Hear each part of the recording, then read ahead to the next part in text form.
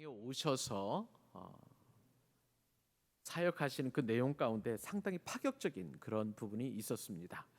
특별히 주의 복음을 전할 때에, 주님께서 하나님 나라를 선포하실 때에 이스라엘의 종교적인 관점으로 볼 때는 예수님께서 행하신 모든 일들이 파격에 가까웠고, 또 때로는 그것이 지나쳐서 신성 모독에 가까울 때가 참 많았습니다.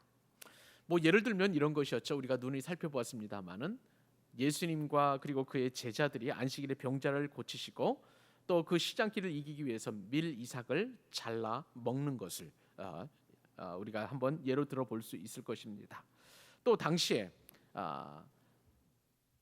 바리새인들은 금식하기를 참 좋아하고, 또 그 금식을 통해서 사람들로부터 경건하다라고 인정을 받았지만, 그러나 예수님께서는 웬일인지 죄인과 세리들과 먹기를 즐겨하셨고, 그리고 금식하기를 좋아하지 않으셨던 것을 보게 됩니다. 더군다나 사람들에게 천대받고 또 버림받았던 나병 환자나 그리고 중풍병자, 심지어는 피를 12해 동안이나 쏟아서 아주 부정하다라고 모든 사람들이 인식했던 혈루증 여인을 고쳐주신 사건 등 예수님께서 보여주신 파격적인 행보는 이루 말할 수 없이 많은 것이라고 할 수가 있겠습니다. 예수님께서 이처럼 파격적인 행보를 보이신 이유는 여러 가지 이유가 있을 터인데, 두드러진 이유는 하나는 예수님을 통해서 구약 시대와는 다른 복음의 새로운 시대가 도래한 것을 알리기 위해서 예수님께서는 여러 가지 면에서 파격적인 행보를 보이셨습니다. 사실은 파격이지만 그러나 오히려 그것은 하나님의 말씀으로 돌아가는 것이었습니다. 원래 하나님께서 우리에게 말씀을 주실 때에 그 말씀의 의미와 또 그 말씀의 본의를 정말 주님께서는 정말 드러내시기 위하여 이처럼 파격적인 행보를 보내셨던 것입니다. 그동안 사람의 어떤 율법의 해석 과정과 그리고 장로들의 전통에 의해서 말씀으로부터 많이 그 정신과 본질이 훼손되었다는 것을 예수님께서는 익히 아셨기 때문에 그것을 되돌려 놓기 위하여 이 땅에서 파격적인 행보를 보이셨던 것입니다. 더불어서 예수님께서는 당시 왜곡된 신앙생활을 하던 이스라엘 백성들에게 하나님을 섬기는 올바른 도리가 무엇인지를 분명하게 말씀하시기 위해서 이처럼 파격적인 행보를 보여주셨습니다. 그러므로 우리는 예수님의 말씀을 깊이 상고하고 또 예수님의 말씀의 본질을 찾아가게 된다면 예수님께서 하신 말씀과 그 행동 속에서 하나님의 뜻을 자연스럽게 발견하게 되는 것입니다. 다른 게 아니죠. 신앙이라는 것은 오직 예수님을 닮아가며 우리가 작은 예수로 살아가게 된다면 그것이야말로 하나님의 뜻임을 주님께서는 분명하게 나타내어 주셨습니다.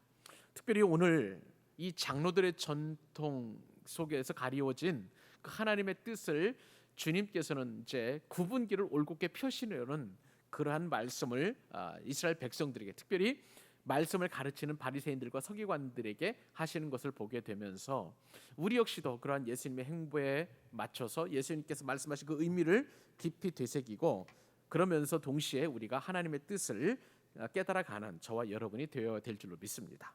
자, 오늘 그래서 우리가 살펴볼 한 가지 주제인데요, 굉장히 중요한 주제입니다. 그 주제는 어떤 종교 생활의 껍데기를 벗어버리고 또 신앙의 본질을 취하는 그런 삶의 태도를 가져야 된다는 것을 우리가 깊이 인식할 필요가 있습니다. 자, 오늘 본문에 보니까 5절이죠. 바리새인들과 서기관들이 예수님께 물었습니다. 예수님이 워낙 파격적인 행보를 보이니까 바리새인들과 서기관들이 예수님께 묻게 된 것이죠. 이 바리새인들과 서기관들은 1절 말씀에 따르면 예루살렘에서 파견된 사람들입니다. 즉 그때 당시에 예루살렘에는 성전이 있었고요, 또 산헤드린 공의회가 있어서 이스라엘의 모든 유대인들의 종교적인 전통을 집도하고 또 집례하고 그들이 주도권을 가지고 종교적인 그런 영향력을 행사했던 그러한 곳에서 이제 바리새인들 몇몇과 그리고 서기관들 몇몇을 파견해서 예수님의 가르침과 행보가 어떠한 것인지를 면밀하게 관찰하게 했던 것이죠. 근데 우리가 눈을 살펴보았던 것처럼 예수님의 제자들과 예수님이 이제 손을 씻지 않고 식사를 하신단 말이죠. 이것은 종교적인 관습으로 볼 때 대단히 잘못된 것이었습니다. 그들은 이제 율법을 어기는 것이라고 보았기 때문에 바리새인들과 서기관들은 지금 그러한 자신들의 종교적인 전통 입장에서 제자들의 손 씻지 않고 식사하는 그 모습에 대하여 정죄를 하고 예수님께 물었습니다. 5절 말씀에 이에 이 바리새인들과 서기관들이 예수님께 묻되 그러면서 어찌하여 당신의 제자들은 장로들의 전통을 준행하지 아니하고 부정한 손으로 떡을 먹습니까? 아주 당당하게, 아주 그리고 단호하게, 집요하게 그렇게 지금 질문하고 있는 것을 보게 됩니다. 자, 그런데 이러한 서기관들과 바리새인들의 행태에 대하여 6절 말씀을 보니까 예수님은 그들을 어떻게 규정하셨냐면 외식하는 자라고 그렇게 규정을 하셨습니다. 여기서 외식이라는 것은 우리가 이제 늘 집에서 밥을 먹으니까 가끔씩 별식을 먹기 위해서 식당에 나가서 돈을 주고 밥을 사 먹는 그 외식, 그 외식이라고 생각할 수 있지만 오늘 성경에서 예수님께서 바리새인들과 서기관들에 대하여 외식하는 자라고 규정했다는 것은 그 외식이 아니죠. 이것은 뭐 우리가 너무나 상식적으로 잘 아는 그러한 내용이라고 할 수가 있겠습니다. 이 외식이라는 것은 한자어인데요. 바깥 할 때 그 외자입니다. 박외자에다가 그다음에 꾸밀 식자를 써서 밖으로 꾸민다라는 그런 뜻을 가지고 있습니다. 그러므로 예수님께서 바리새인들과 서기관들을 향하여 이 외식하는 자들아라고 이렇게 말씀하신 것은 그것은 책망하신 말씀인데 무엇을 책망하느냐? 이 바리새인들과 서기관들이 사람의 전통 위에 서서 하나님의 계명을 지키지 않고 하나님을 섬기는 척하는 밖으로 꾸며내는 듯한 그러한 저들의 이중성을 지금 주님께서는 책망하시는 것을 보게 됩니다. 그러면서 예수님께서 책망하신 말씀을 구약 성경에서 가져오는데 그 구약 성경이 바로 이사야서 29장 13절입니다. 자, 그래서 그 말씀을 제가 6절과 7절 말씀을 다시 한번 읽어드립니다. 이르시되 이사야가 너희 외식하는 자에게 대하여 잘 예언하였도다. 기록하였으되 이 백성이 입술로는 나를 공경하되 마음은 내게서 멀도다. 사람의 계명으로 교훈을 삼아 가르치니 나를 헛되이 경배하는도다. 자, 이 말씀을 보면은요 상당히 심각한 말씀입니다. 예수님께서 바리새인들과 서기관들에 대하여 엄청나게 책망을 하면서 그것은 예전에 수백 년 전에 이사야 선지자를 통해서 하나님께서 과거의 이스라엘 백성들을 책망하셨던 그 말씀 그대로 가져와서 지금 바리새인들과 서기관들을 책망하니 이것은 굉장히 그냥 평범한 말씀이 아니라는 것을 우리가 어렵지 않게 짐작을 할 수 있는 것이죠. 자, 그러면 도대체 이 바리새인들과 서기관들의 외식이 무엇이었을까요? 예수님 당시 문화적인 상황과 이 외식이라는 그 어원을 알게 되면 저들이 얼마나 하나님의 말씀에서 벗어나서 사람들의 어떤 전통을 가지고 저들을 외식하였는지를 우리가 어렵지 않게 가늠해 볼 수 있습니다. 이 외식이라는 단어는 헬라어로 휘포크리테스라는 그런 단어를 쓰게 되는데요. 이 휘포크리테스라는 그 단어는 무엇이냐면 맡겨진 역할을 연기하는 배우 또는 아니면은 가면을 쓴 사람이라는 그런 뜻을 가지고 있습니다. 자, 그러면 여러분 외식하는 사람, 이 외식하는 사람이라는 것은 무엇이냐면요 마음을 숨긴 채 연기하는 사람 혹은 마음은 그렇지 않은데 가면을 쓰고 자신의 어떤 그 생각을 감추는 사람, 그런 사람을 일컬어서 외식하는 사람이라고 할 수가 있는 것입니다. 이사야 선지자는요 이스라엘 백성들의 종교 형태를 가지고 외식하는 것에 대해 어떻게 이야기를 했냐면 자, 마가복음 7장 6절에 보니까 이사야서 말씀이죠. 이사야서 말씀 가운데에 이렇게 기록되어 있습니다. 29장 13절에서 이 백성이 입술로는 나를 존경하고 공경하지만 마음은 내게서 멀도다. 마음은 아니라는 거예요. 동의가 안 된다는 거예요. 마음은 그렇지 않다는 거예요.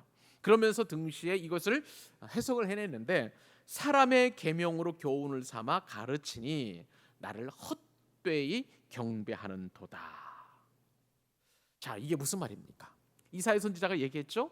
너희들이 나를 입술로는 공경하고 찬양하지만 마음에서는 내게서 멀도다. 그런데 그것은 하나님의 말씀으로 교훈을 삼아서 가르치는 것이 아니라 사람의 전통이나 사람의 어떤 계명을 가지고 가르치니 이것은 하나님인 나를 헛되이 경배하는도다라고 그렇게 말씀하셨다는 거예요. 그리고 수백 년 후에 지금 예수님 당시의 바리새인들과 서기관들도 지금 그렇게 하고 있다고 주님께서 책망해 하고 계시는 것을 볼 수가 있습니다. 그랬습니다. 바리새인들과 서기관들은요, 입으로는 정말 하나님을 사랑한다고, 하나님을 경배한다고, 하나님에 대한 거룩함을 이야기한다고 그렇게 그들은 스스럼 없이 가르치고 많은 사람들에게 또한 그렇게 행동하는 것처럼 보였습니다. 그런데요, 그것은 어디까지나 보인 것이고 저들의 마음은 그렇지 않았어요. 한마디로 말하면, 쉽게 말하면 위선이라고 보시면 되겠습니다. 자, 예수님께서는요, 중심을 보시는 분이세요. 그죠? 사람은 외모를 보지만 우리 하나님은 중심을 보시는 분이시고, 예수님 역시도 하나님의 아들이시면서 동시에 사람이셨기 때문에 사람의 중심을 보실 수 있는 그런 분이셨습니다. 그러니 이 하나님의 눈으로 사람의 중심들을 보았을 때에 저들은 위선으로 가득했던 그런 사람들이었던 것이죠. 거룩한 척하는 겉모습과는 달리 그들은 사람의 계명으로 교훈을 삼아서 가르치고, 그들 역시도 그러한 사람의 가르침을 통해서 거룩하고 경건한 것처럼 그렇게 보이는 그 행동을 하였던 것입니다. 자, 여러분, 여기서 참 우리는 참 헷갈려요. 도대체 바리새인들과 서기관들을 책망하셨는데 저들이 지켰던 것은 장로들의 전통이고 그리고 율법이었는데 도대체 하나님의 뜻과는 어떻게 다른 것인가, 늘 우리는 성경을 읽을 때마다 이것을 잘 구분하지 못했기 때문에 참 까다롭습니다. 그런데 여러분, 오늘 이 밤에 그것을 확실하게 정리할 수 있는 저와 여러분 되실 수 있기를 바랍니다. 왜 그렇게 예수님께서 저들을 책망하시고 그렇게 꾸짖으셨는지 우리가 말씀을 익히 좀 알았으면 좋겠는데요. 자, 우선 보면 하나씩 말씀을 좀 풀어보십시다. 우선 마가복음 7장 7절 말씀 그리고 8절까지 같이 한번 읽어보도록 하시죠. 자, 6절부터 읽으시면 더 좋겠습니다. 마가복음 7장 6절로 8절까지 우리 쭉 한번 읽어보도록 하십시다.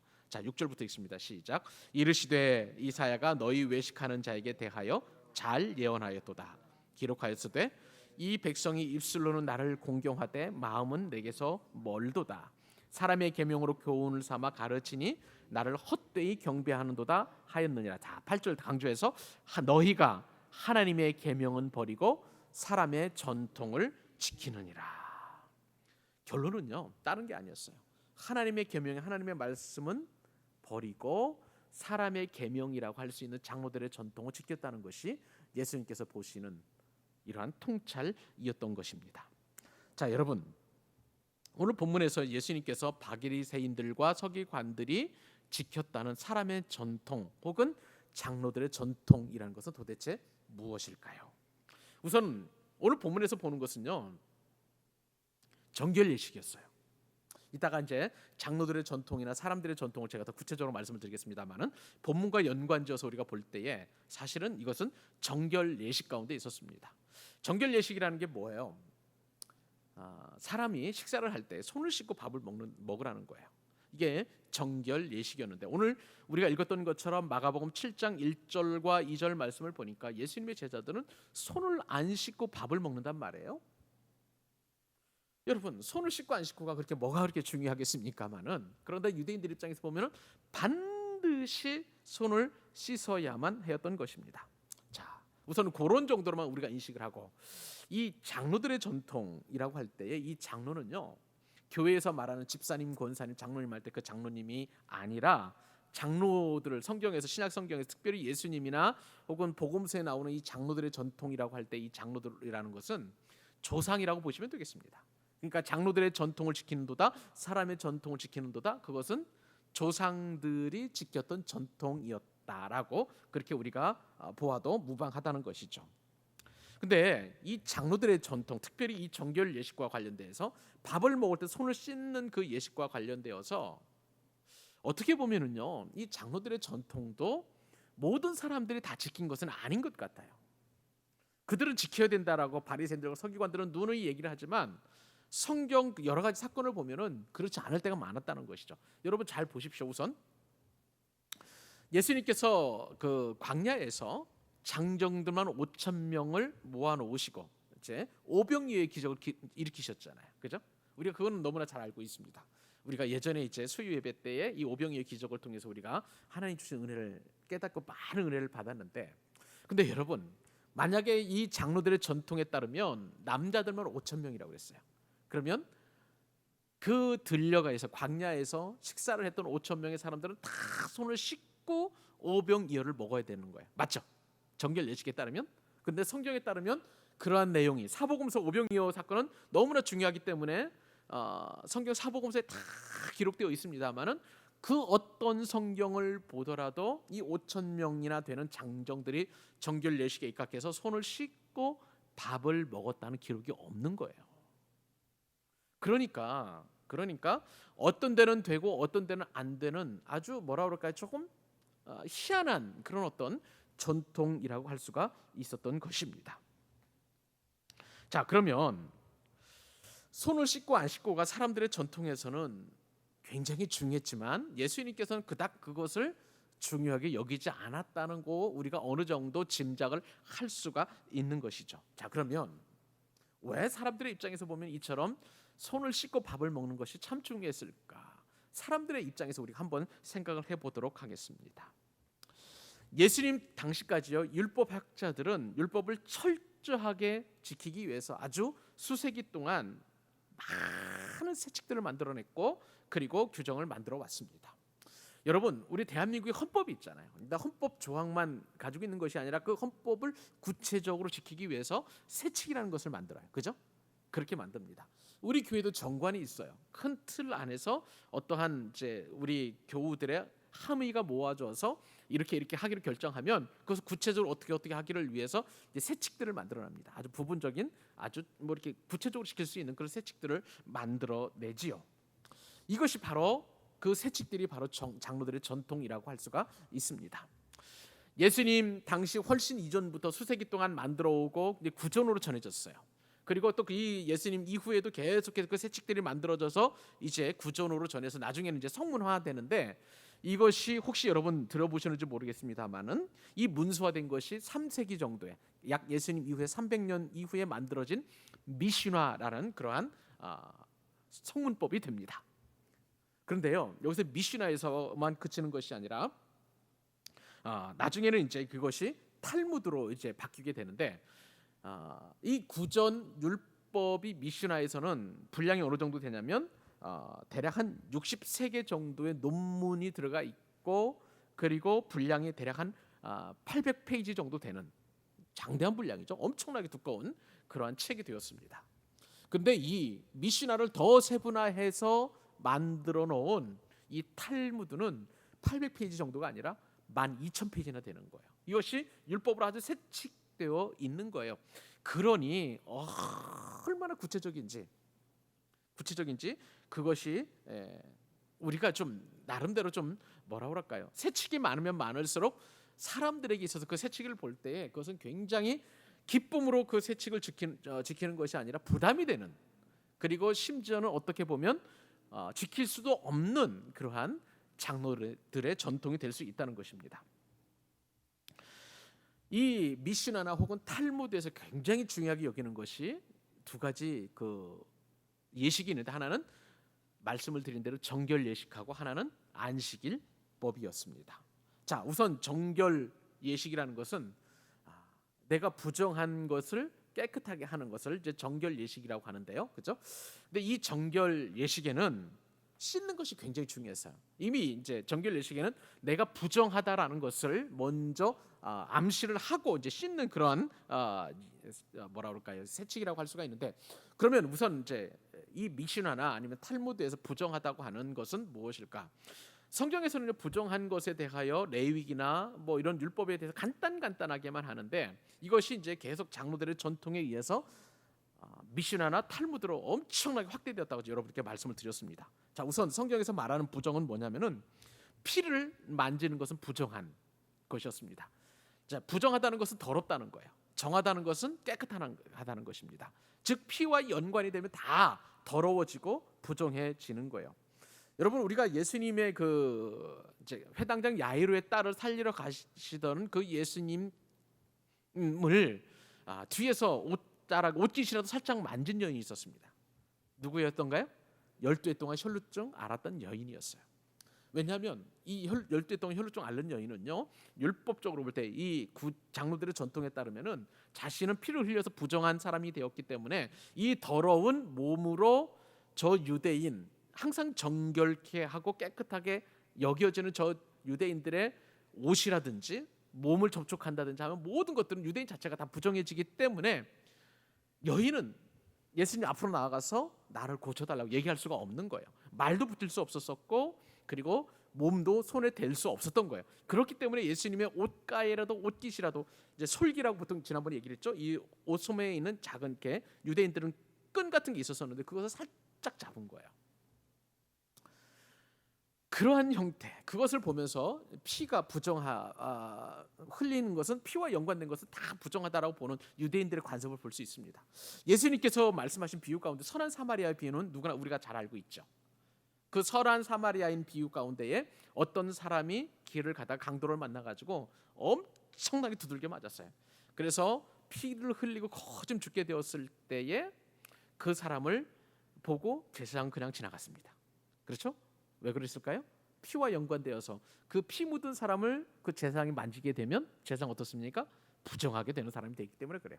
두 번째 지나간 사람이 누구였어요? 레위였습니다. 이 레위 사람도 부정하다라는 율법을 알고 있었기 때문에, 이 장로들의 전통을 알고 있었기 때문에 그래서 그를 도와주지 않았던 것입니다. 예수님은 그 사람들을 책망하신 것이죠. 선한 사마리아인의 그 비유를 통해서 이것이 얼마나 그들 가운데 잘못되었다는 것을 주님께서 분명히 말씀하셨습니다. 여하튼 피와 관련된 것들은 다 부정하다라고 이렇게 장로들의 전통은 그렇게 가르쳤던 것입니다.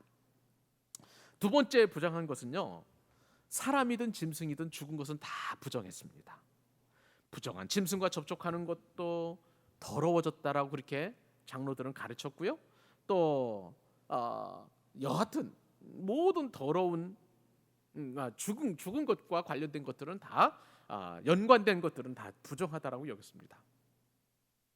또 피뿐만 아니라 죽음뿐만 아니라 또 부정한 짐승과 접촉을 해도 다 부정한, 더러워지는 그러한 장로들의 전통이 있었습니다. 예를 들어서 성경에 보면, 구약 율법에 따르면은요, 레위기에 보면 쥐는 부정한 짐승이었습니다. 근데 지금처럼 쥐덫이나 쥐약이 있어서 쥐를 잡는 게 아니라, 그때 당시에는 그냥 쥐가 막 마라톤하고 뭐 달리기 하고 그런 시대 아니겠습니까? 자, 그런데 내가 모르는 사이에 찬장에 있는 그릇을 쥐가 지나가다가 만약에 그릇을 이렇게 접촉이 되었다면 그 그릇은 어떻게 됩니까? 부정한 그릇이 되는 거예요. 그렇죠? 그러니까 그 부정한 그릇에 담긴 음식도 부정하게 되는 것이고, 그 부정한 음식을 먹은 사람도 부정한 사람이 되는 거예요. 그러니까 여기 보면 4절인가요? 예, 4절도 그렇습니다. 4절에 보면, 뒤에 보면 잔과 주발과 놋그릇을 씻음이러라. 그러니까 이 정결 예식을 가지고, 그러니까 항상 부정하다라는 가정하에 밥 먹기 전에 항상 정결 예식 예법에 따라서, 그것을 씻는 법에 따라서 그릇도 씻고 주발도 씻고 놋그릇도 씻고 잔도 씻는 그러한 정결 예식을 유대인들은 했다는 거예요. 그뿐만 아니죠. 이 사람들이, 또 유대인들이 부정하게 여겼던 또 존재들은 이방인들이었습니다. 지난 시간에 우리가 살펴보았던 것처럼 그릇은 그때 당시에 대부분 유대인들이 만들지를 못했어요. 이제 시장에 나가서 이제 이방인들이 만든 그릇을 사 가지고 와서 이제 찬장에 놓고 그릇을 사용하게 되는데, 그러면 그 그릇은 정결한 그릇이 됩니까? 아니면 부정한 그릇입니까? 부정한 거예요. 왜냐하면 이방인들이 만들었기 때문에. 그렇기 때문에 이 그릇을 또한 씻는 그런 항상 정결 예식을 갖게 되었고, 또 유대인들이 시장에 나가서 이방인들하고 혹시 접촉을 했거나 나도 모르게 옷깃을 접촉했거나, 물론 이 사람들은 항상 조심하는 사람들이죠. 이방인들과 말하지도 않고 또 접촉도 꺼려하기 때문에, 그렇지만 어쩔 수 없이 이방인들과 말을 해야 한다거나, 아니면 나도 모르게 옷깃이 스쳐가지고 내 몸이 부정해질 수 있다라고 가정했기 때문에 늘 돌아와서는 씻는 의식, 이게 했다는 얘기가 7절 4절이에요. 시장에서 돌아와서 물을 뿌리지 않고서는 먹지 않으면, 그러니까 자기를 정결케 하고 그렇게 음식을 먹고 또 그렇게 자신을 깨끗하게 했다는 것입니다. 이런 상황 속에서 이제 한 가지 재미있는 것은 음식을 먹을 때 그 정결 예식이에요. 이 정결 예식 여러 가지가 있는데 그 가운데에 음식을 먹을 때 정결하게 하고서 음식을 먹는데, 여러분 이 음식을 먹는 그 정결 매법이 얼마나 우스운지 제가 이제 자료를 보니까 참 재밌더라고요. 자, 이제 음식을 먹을 때 이제 손을 씻습니다. 손을 씻는데 어떻게 씻냐면요, 우선 팔을 이렇게 올려야 돼요. 올려야 돼서 이제 물을 이제 손끝에서부터 흘러내립니다. 쫄쫄쫄쫄 내려가지고 반드시 물이 흘러내려와서 팔뚝까지 흘러내려와, 그게 정상적인 정결 예법입니다.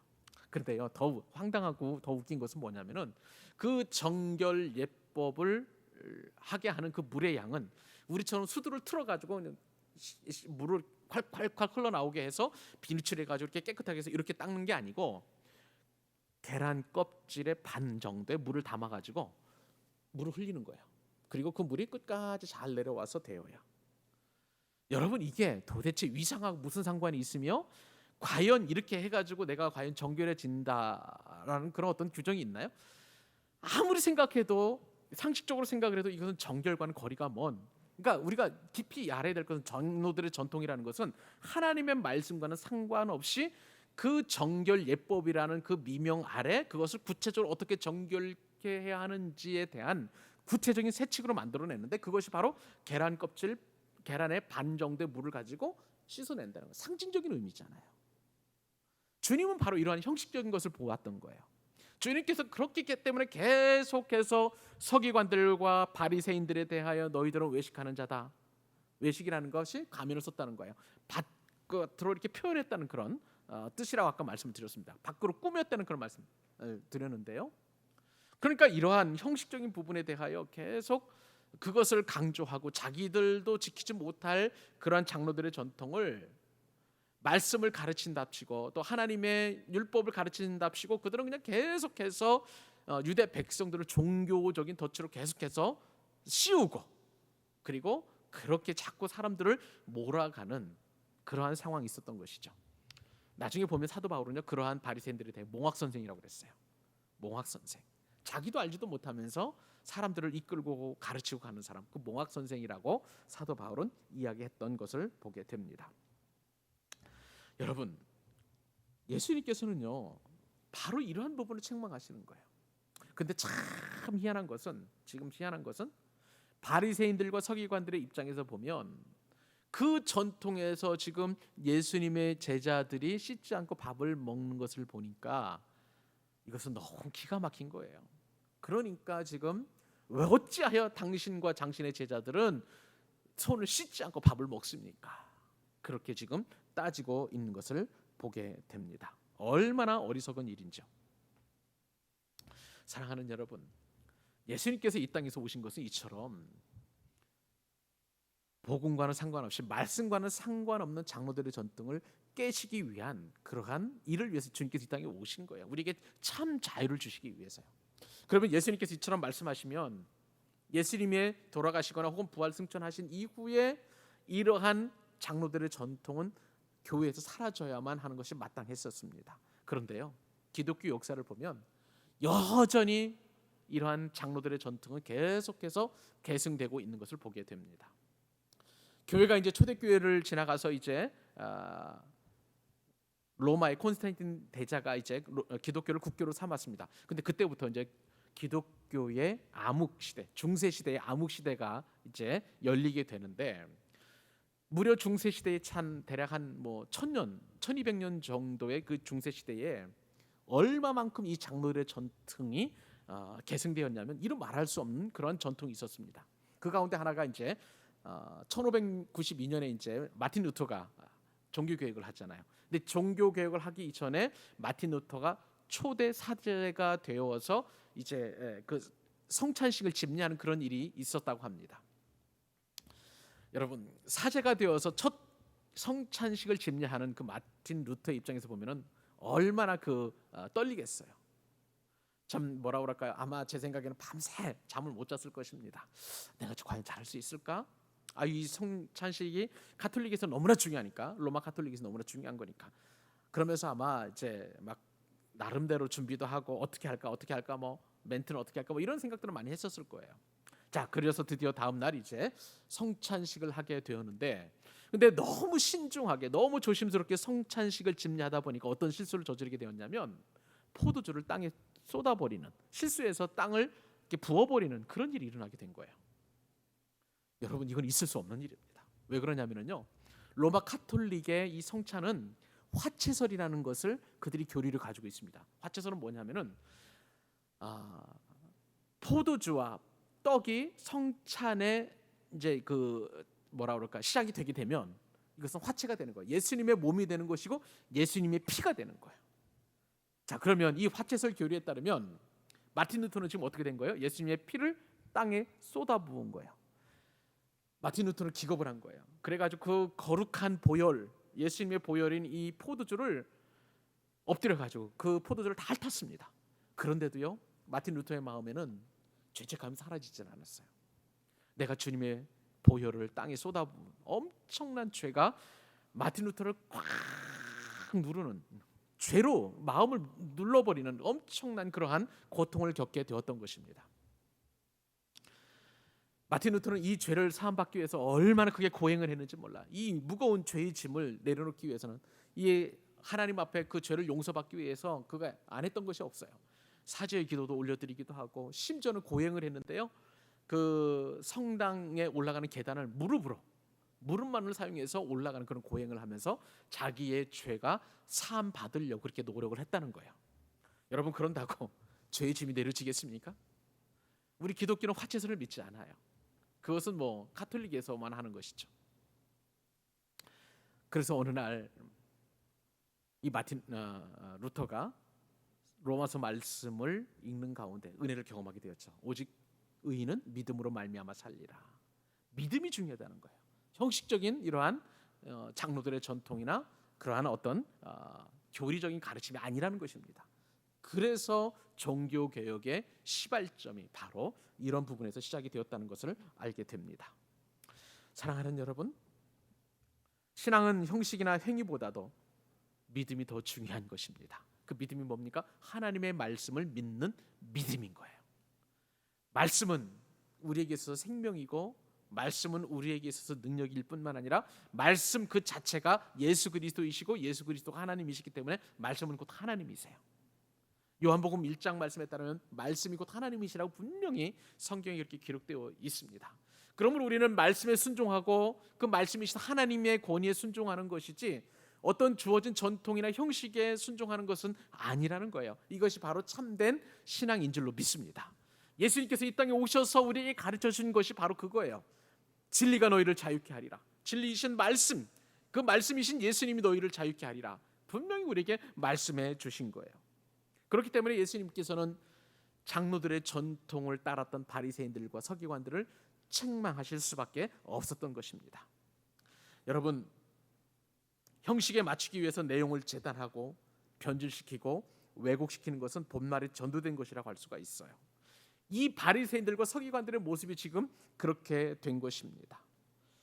여러분, 그런데 오늘 우리 말씀을 우리가 깊이 묵상을 해보면서 또 한 가지 생각해야 될 것은, 그렇다고 형식이 나쁘다는 것은 아닙니다. 형식은 때로는 본질에 맞춰질 때에, 본질과 궤를 같이 할 때에 그 형식은 참 우리에게 은혜가 되고 또 그것이 우리에게 주는 정말 큰 축복이 아닐 수가 없는 것이죠. 우리가 예배의 형식이 있는 것이죠. 예배에는 말씀이 있고 찬송이 있고 기도가 있고, 그리고 또한 우리가 헌금을 드리는 그런 시간도 있습니다. 우리의 재물을 드리는 그런 시간이 있어요. 이런 형식 자체를 완전히 다 파괴시켜버리고 교회에서 그냥 뭐 말씀만 처음부터 끝까지 전한다, 이것도 온전한 그런 예배가 아닌 것이죠. 또 그냥 처음부터 끝까지 하나님의 말씀을 선포되지 아니하고 찬양만 한다, 이것도 온전한 예배가 아니라는 것이에요. 우리가 하나님 앞에 은혜를 구하면서 기도도 드리지 않는다, 이것도 우리에게는 바람직하지 않은 것이죠. 그러므로 하나님의 말씀이라는 이 본질에 입각한 형식은 우리에게 너무나 중요한 거예요. 그래서 형식도 무시해서는 안 되지만, 그러나 그 형식이 껍질을 유지한 채 알맹이를 빼버리고, 그리고 껍질이 마치 본질인 것처럼 포장해내거나 그것을 지켜간다는 것은, 그것은 참으로 우리에게 고통이고 어려움이고 그리고 예수님께서 바리새인들과 서기관들을 그렇게 꾸짖을 수밖에 없었던 이유가 바로 여기에 있었던 것입니다. 여러분, 무턱대고 우리가 전통이나 혹은 문화를 무시하는 것은 바람직하지 않아요. 선교학에서는 하나님께서는 문화의 옷을 입고 오신다고 분명히 그렇게 가르칩니다. 무슨 얘기입니까?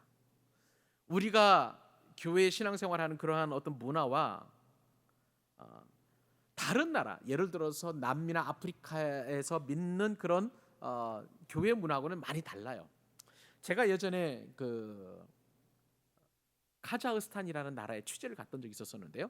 선교사님들이 마침 모여가지고 1년에 한 번씩 연합 집회를 하는, 카자흐스탄에서 사역하시는 모든 선교사님들이 모여가지고 이제 연합 집회를 하는데, 찬양이 흘러나오는데요. 서구권에 있는 선교사들은 굉장히 음악을 즐기더라고요.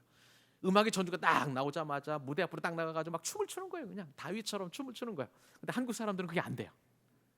손을 들고 찬양하는 것도 참 어려운데 가나가지고 춤을 추고 막 이렇게 뭐 여섯 선교사님, 남자 선교사님, 그리고 뭐 이렇게 보면서 빙빙빙빙 돌면서 막 손을 잡고 이렇게 돌아가고 찬양하면서, 저에게는 참 그때는 잘 안 맞더라고요. 근데 지금 할 수 있을 것 같아요. 그럼 만약에 자리가 마련해진다면. 그러니 아프리카에서 믿는 어떤 기독교 교회 문화, 그다음에 대한민국의 교회 문화, 또 뭐 같은 동양권이라도 우리나라하고도 북한하고 또 다를 수도 있을 것 같고요. 일본하고도 다를 수 있을 것 같고 중국과도 다를 수 있을 것 같고, 우리가 가지고 있는 교회 문화와 그다음에 미국이 가지고 있는 교회 문화는 또 다를 거라고 생각이 합니다. 문화는 다르고 형식은 좀 다르지만 그러나 본질은 같아요. 말씀이 본질이고, 그리고 그 말씀을 담아내는 교회 문화도 본질인 것입니다. 그러므로 형식은 다양하지만 그러나 아무리 형식이 좋다고 할지라도 이 본질, 말씀을 위배하면서까지도 그 형식이 더 중요시 된다면 이것은 주님을 기쁘시게 하지 않는다는 거예요. 우리는요, 이러한 구체적인 내용을 다음 주 수요일 날 수련회장에 가서 이 본문을 가지고 한 번 더 상고할 것입니다. 고르반이라는 그 제도를 말씀을 드리려고 하는데요.